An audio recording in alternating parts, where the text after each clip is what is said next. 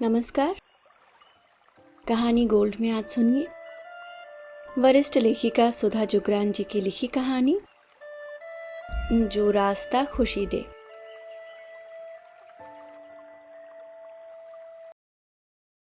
शायद अब हमें साथ नहीं रहना चाहिए, कहता हुआ केशव तौलिया उठाकर बाथरूम में घुस गया। लेकिन केशव की बात पर भौचक्की सी वह कुछ कहना चाहती थी, पर तब तक दरवाजा भड़ाक से बंद हो चुका था और तेज शावर चलने की आवाज आने लगी थी। एकाएक राशि को तेज चक्कर आने की सी अनुभूति हुई। वह मेज का सहारा लेकर बिस्तर पर बैठ गई। वे दोनों पिछले 5 साल से लिव इन रिलेशन में रह रहे थे। इतने लंबे समय तक साथ रहते रहते अब वह केशव से शादी के बारे में सोचने लगी थी।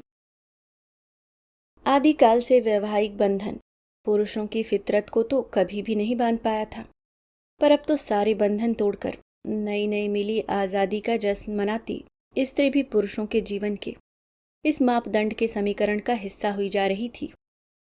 राशि भी बहुत खुशी से इस आज़ादी का जश्न मनाकर सभी तथाकथित पारंपरिक मान्यताओं को तोड़, माता पिता की सलाह को दरकिनार कर, नाते रिश्तेदारों व समाज की परवाह न कर, अपनी आर्थिक आज़ादी को अपनी शारीरिक व वैचारिक आज़ादी में पिछले 5 साल से तब्दील करने के लिए कटिबद्ध थी।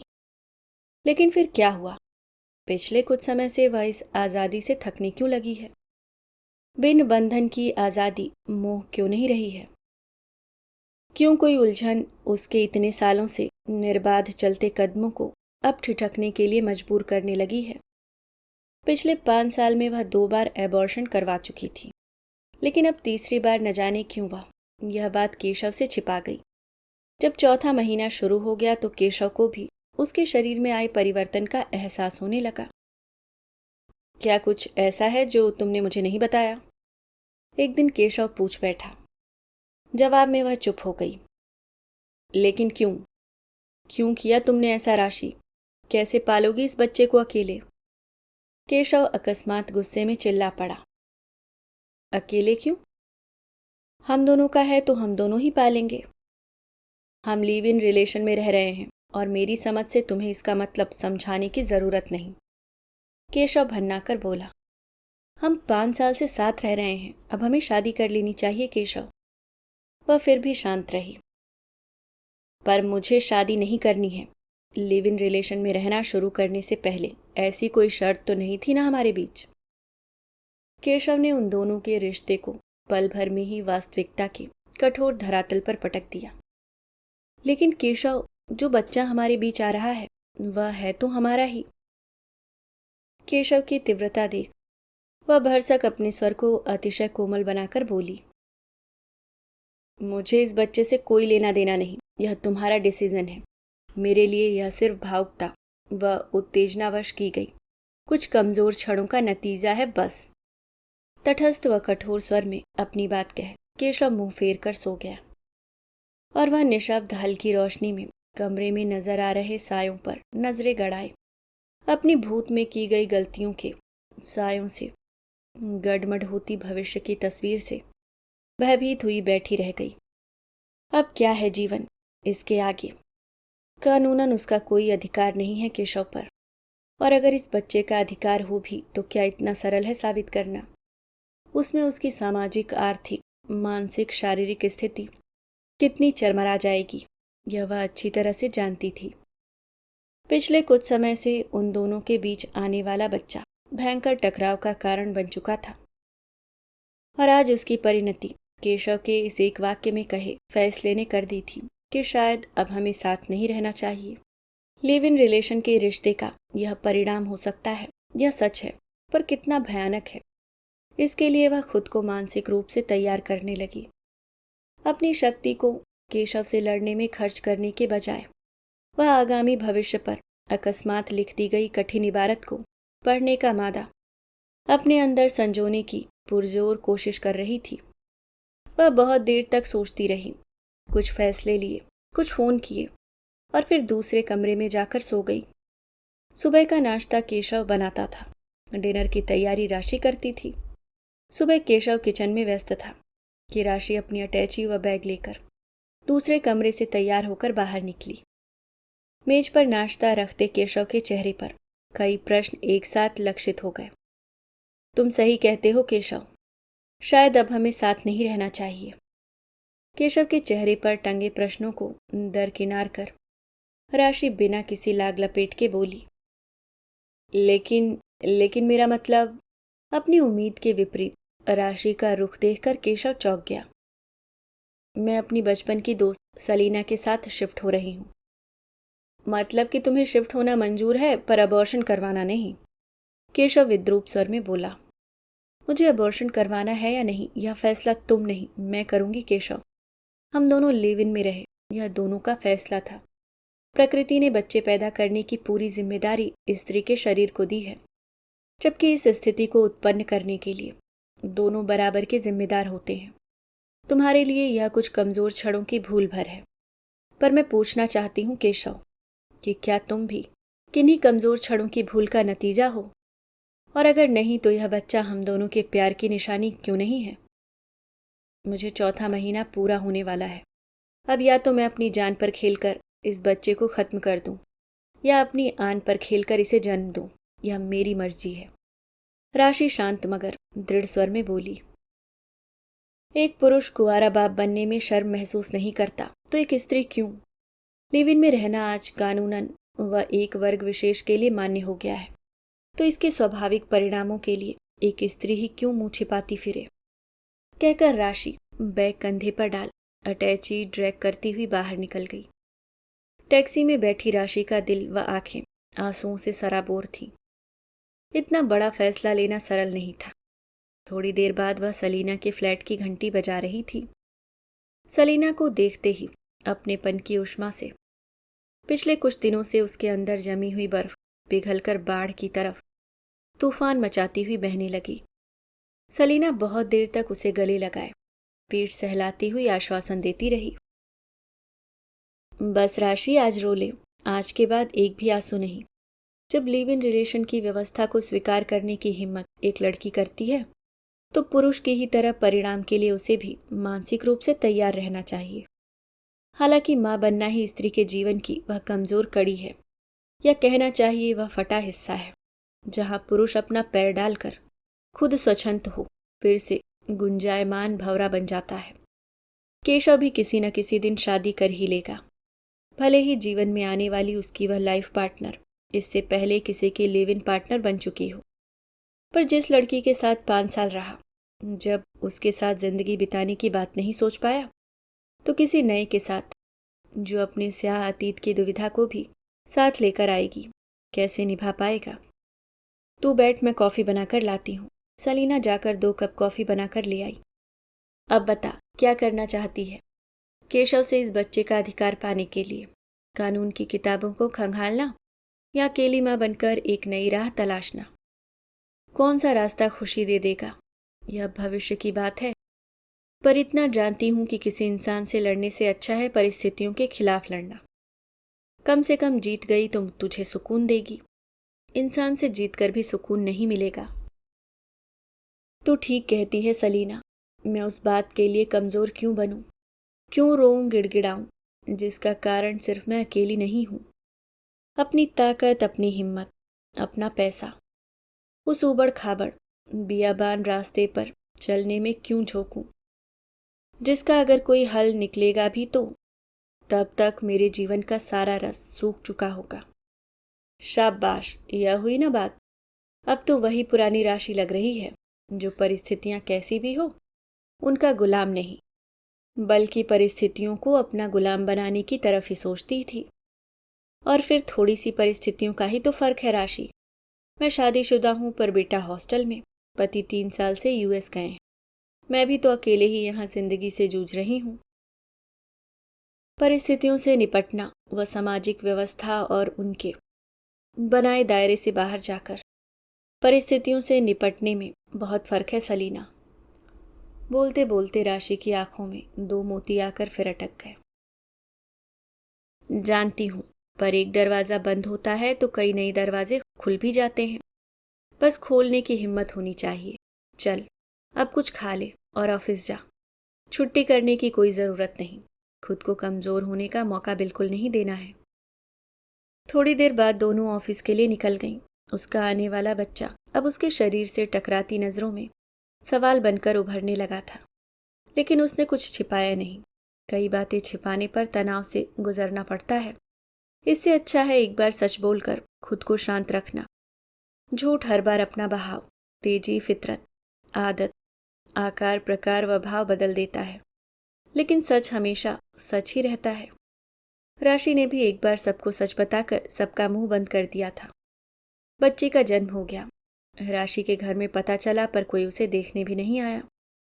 सलीना ने औपचारिकता निभाते हुए केशव को भी सूचना दी, पर उसने भी पूरी तरह से बेरुखी दिखा दी। आरवी 1 साल की हो गई थी। सलीना की जिद पर उसने ऑफिस कर्मियों व कुछ निजी दोस्तों को एक छोटी सी पार्टी दे डाली थी। सलीना रात को कमरे में आई तो राशि एक हाथ से आरवी को सहलाती हुई चुपचाप आंखों में उमड़ आए आंसुओं को पोंछ रही थी। अरे, यह आज फिर बिन बादल बरसात कैसे? क्या हुआ? कुछ नहीं। आंसू पोंछकर राशि ने जबरदस्ती मुस्कुराने का प्रयत्न किया। कुछ तो है, मुझसे कुछ छिपाने की जरूरत क्यों आन पड़ी? सलीना संजीदा हो गई। नहीं, तुझसे कुछ नहीं छिपा सकती। राशि फिर पिघलने लगी। वह शादी कर रहा है। भराए कंठ से वह बोली। कौन, केशव? तेरा मन अभी भी उसके इर्द गिर्द घूम रहा है? कैसे न घूमेगा सलीना, कहाँ छुटकारा पाऊंगी? वह नन्ही आरवी की तरफ एकटक देखते हुए बोली। इस डोर से तो बंधी ही हूं ना। एक वृत्त तो था आरवी के रूप में जिसने दोनों को अपने घेरे में ले रखा था। सलीना, शादी कितना बड़ा बंधन लगता है ना हमें। जब तक उस खूबसूरत बंधन में बंधने, निभने व बुनियाद बनाने की उम्र होती है और हम आज़ादी को चुन लेते हैं, लेकिन फिर यह बिन बंधन की आज़ादी का मोह खत्म क्यों होने लगता है? विवाह एक बंधन ही सही, पर उस बंधन की आज़ादी का मोह आखिर इतना आकर्षित क्यों करने लगता है कि एक उम्र के बाद उसमें बंधने के लिए हर स्त्री पुरुष छटपटाने लगता है?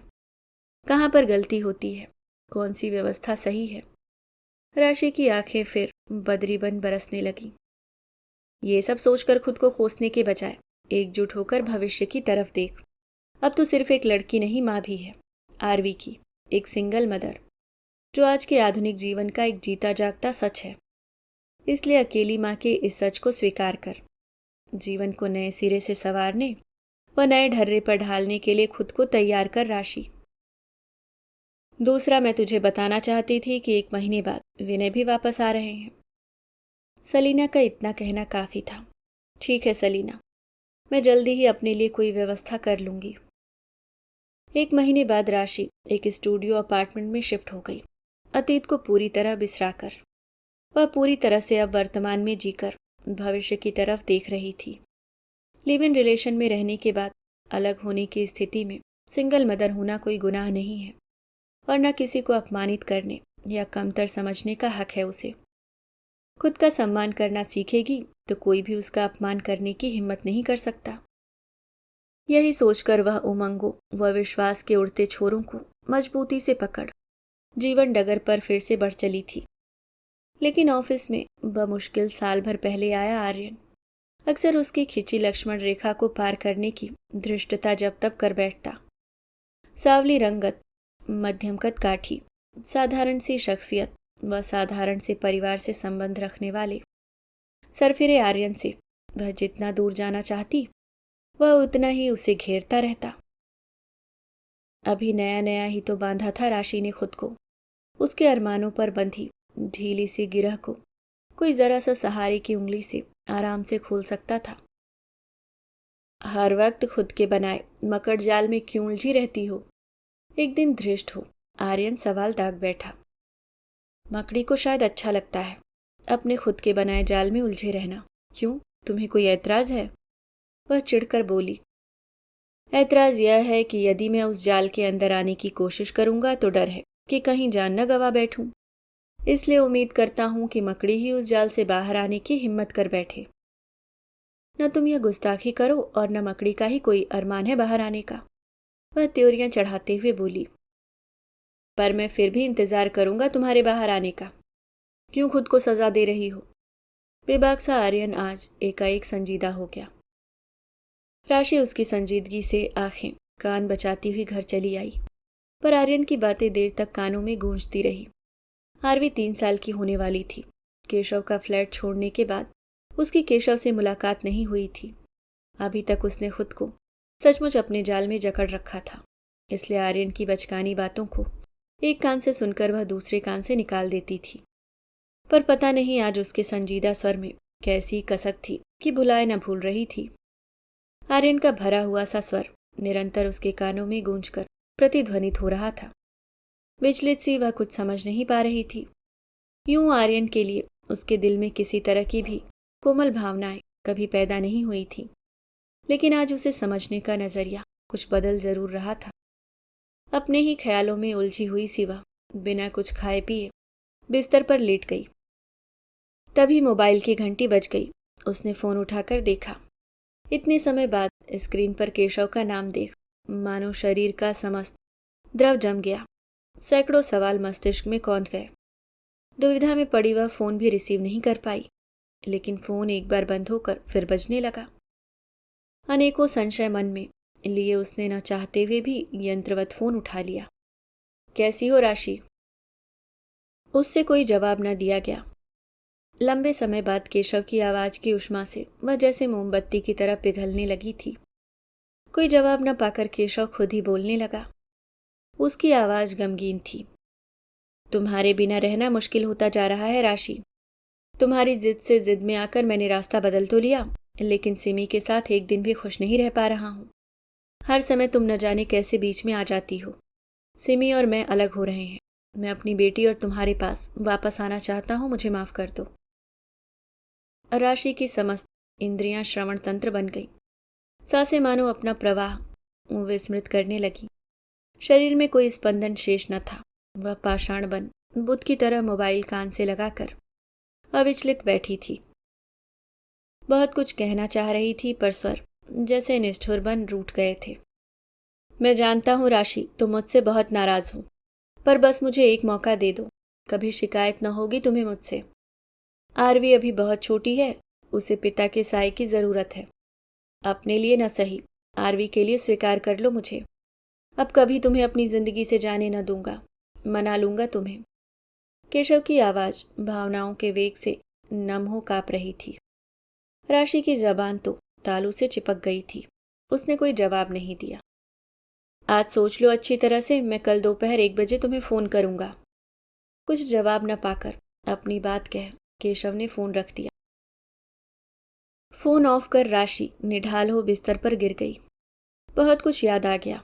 वह दिन जब उसने केशव का फ्लैट छोड़ा था। कितनी निराश्रित होकर घर से निकली थी अपने बिन बाप के बच्चे को इस धरती पर लाने के लिए। उसे भी धरती जितना धैर्य रखना पड़ा था। केशव ने पलटकर भी न पूछा था कि वह किस हाल में है। अपनी बच्ची के पैदा होने की खबर सुनकर उसके दिल में उसे एक बार देखने की तमन्ना तक न जागी थी। और आज लेकिन कितना मनभावन व संपूर्ण था यह प्रस्ताव। सच तो यह है कि केशव के बाद किसी पुरुष के नजदीक जाने की चाह ने उसके हृदय में कभी जन्म ही न लिया। सब कुछ बिखर गया था। एक विश्वास तो था ही, चाहे लिव इन में रह रहे थे, दिल दिमाग में छाया तो केशव ही रहा था।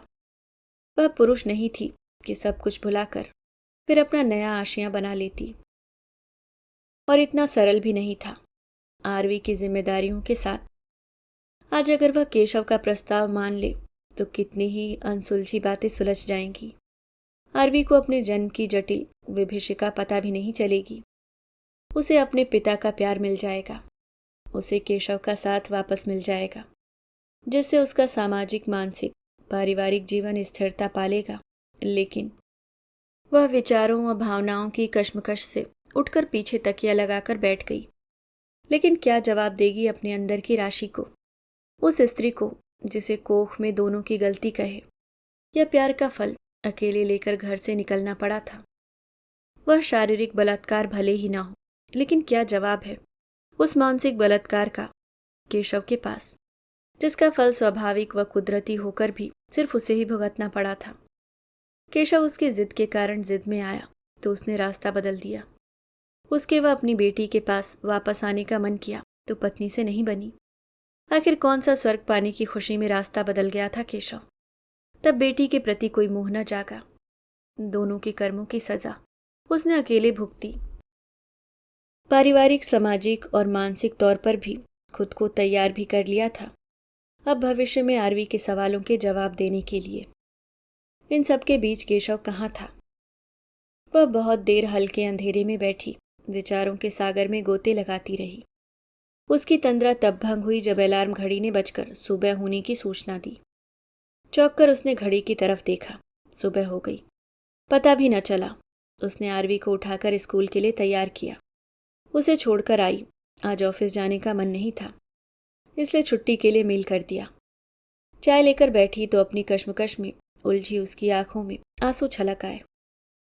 आंसू तो उस दिन भी छलके थे जिस दिन वह बेसहारा होकर अंधेरे अनजान भविष्य की तरफ कदम बढ़ा रही थी। लेकिन आज के आंसू मान, स्वाभिमान व आत्मविश्वास के थे। आज केशव व आर्यन दो दो मजबूत सहारे उसकी तरफ अपने हाथ बढ़ा रहे थे। उसका साथ पाने को आतुर थे। उसके मन मस्तिष्क में एक निर्णय धीरे धीरे पुख्ता हो रहा था। शायद अगले कुछ घंटों में वह किसी नतीजे पर पहुंच पाएगी। ऐसा सोचकर उसने खुद को संतुष्ट किया और घर के कार्यों में लग गई। ऑफिस का टाइम शुरू हुए काफी देर हो गई थी। आर्यन ऑफिस पहुंच गया होगा। उसे उसकी छुट्टी का पता भी चल गया होगा। तभी फोन की घंटी बज गई। उम्मीद के अनुसार आर्यन का ही फोन था। उसने फोन नहीं उठाया। थोड़ी देर बाद फोन फिर बजने लगा। वह फोन को बस घूरती ही रही। फोन थोड़ी थोड़ी देर में बजकर फिर बंद हो जाता।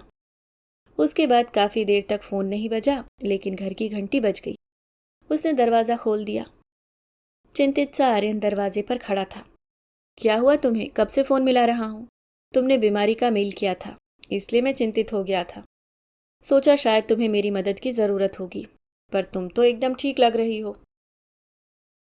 वह गुलाबी सूट में सजी सवरी राशि को देखकर आश्चर्य से बोला, तुम्हारा फोन उठा लेती तो तुम्हें मेरी कितनी फिक्र है यह कैसे जान पाती। वह मुस्कुराती हुई वापस पलट गई। तुम्हें हंसी सूझ रही है? मेरी तो जान ही सूख गई थी कि आखिर क्या हुआ है जो इतनी देर से मोबाइल नहीं उठा रही हो। केशव की चिंता उसे ठीक देखकर अब गुस्से में तब्दील हो गई थी। ऐसा कहीं होता है? तो फिर कैसा होता है? राशि मंद मंद मुस्कुराती चाय बनाने लगी।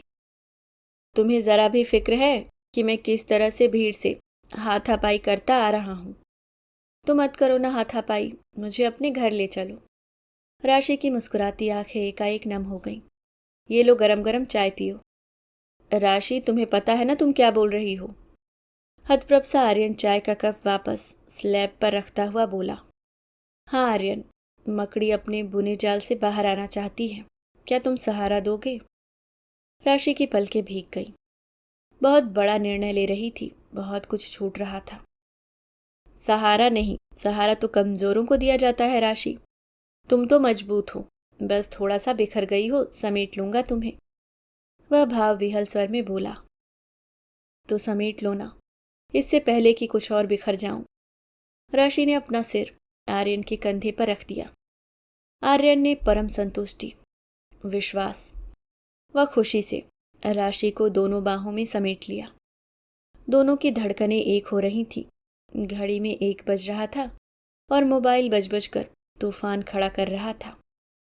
आखिर तूफान शांत हो गया। शायद केशव को भी इस तूफान के बाद के सन्नाटे के कारण का एहसास हो गया था। जवाब मिल गया था उसे। अभी आप सुन रहे थे सुधा जुगरान जी की लिखी कहानी जो रास्ता खुशी दे।